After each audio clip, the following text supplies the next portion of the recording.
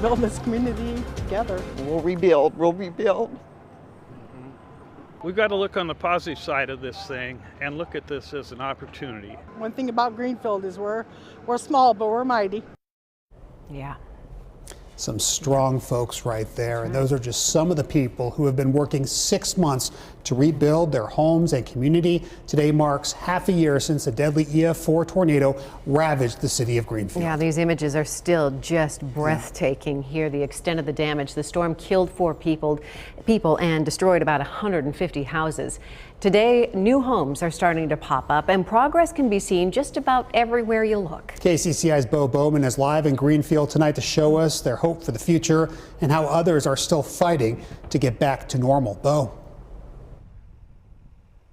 Yeah, Ben, Stacy, there are houses popping up all over the south side of Greenfield, and while they are signs of progress, there are still some struggling to get back into their home 6 months later. Every day in Greenfield, the hammers and the drill bits sound off like a symphony. And the carpet comes in next week. Bruce Sheriff is finishing up his new home's interior. This is the living room, fireplace, of course, isn't done. On May 21st, Bruce remembers pulling his pickup into the driveway.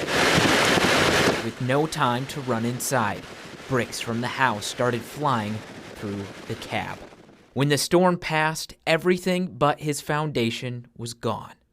Sheriff knows how lucky he is to be alive. It didn't affect us as much as it affected other people in town who didn't have homes, relatives, or I don't know how they coped with it.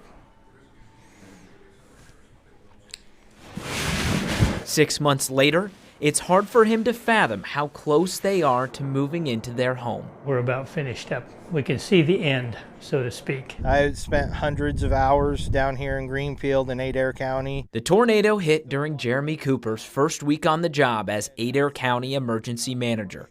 The role is shared with Guthrie County, but 7 days a week since the storm, Cooper has been here. This is promising. This is very promising. He says the city has issued 51 residential building permits, about a third of the homes that were destroyed. He says 34 of those houses are actively under construction right now. You wonder if it was all worth it, you know, and then you come and you look out across and you're like, yeah, it was every ounce of energy, every hour, every minute I've spent, that's well worth it. Not everyone is seeing the same progression. The Sullivan home is still standing, but on makeshift stilts. The tornado picked up the house and moved it 3/4 of an inch. It came out to $187,000 of damage so far. Michael and Kimberly have been living in a West Des Moines hotel for the last several months while the foundation is being replaced. And they say it's taking longer than it should have. Pure hell. Yeah, it's been hell, just dealing with insurance companies and then dealing with mortgage companies. The couple has made calls, emails, filed complaints with the state, and says their providers have been dragging their feet with payments. They're happy for their neighbors, but it can be difficult to see houses go up while their home just sits. We're still here 6 months later, while other neighbors, their work is done. And we're still wondering, because we're up against the weather now, to pour the concrete, it has to be done before freezing. We're supposed to be back in our home December 1st. I don't think that's going to happen. Since the disaster, Greenfield has been the beneficiary of hundreds of thousands of dollars. About $50,000 of that came from RAGBRAI's lunch stop. We split it between the fire department, the hospital, and the Greater Greenfield Community Foundation. Gina School with the Greenfield Chamber says donations are still coming in and they're doing their best to evenly distribute funds. She says the Greater Greenfield Community Foundation raised north of $1 million for the city and those who lost everything. If you lost a house, if you had severe damage and then like minor damage, and they've written checks out to all those people and spread out those donations to people in town.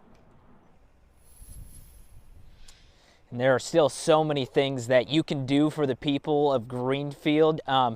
the city is still looking for a tree service operator to come in and help them remove some of the tree stumps and dead trees that are just all over the south side here. Of course, you can always make monetary donations to the Greater Greenfield Community Foundation. And then in the spring, they're planning to host a big tree planting event here. 5,000 trees is right now the estimate, but they're hoping people come in and help them rebuild that tree canopy that they're really well known for here in Greenfield. Live in Greenfield, Bo Bowman, KCCI 8 News, Iowa's news leader. Bo, a great job, and we hope anybody who's feeling helpless or hopeless right now knows that there's still support out there and people thinking of them at this time. Bo, thank you. Winds for that EF4 tornado topped 300 miles an hour, making it one of the strongest tornadoes ever recorded. Researchers from the University of Illinois had a mobile radar truck parked in that area. It measured wind speeds of 263 to 271 miles an hour in the tornado. Those measurements were used to calculate ground level winds of 309 to 318 miles an hour.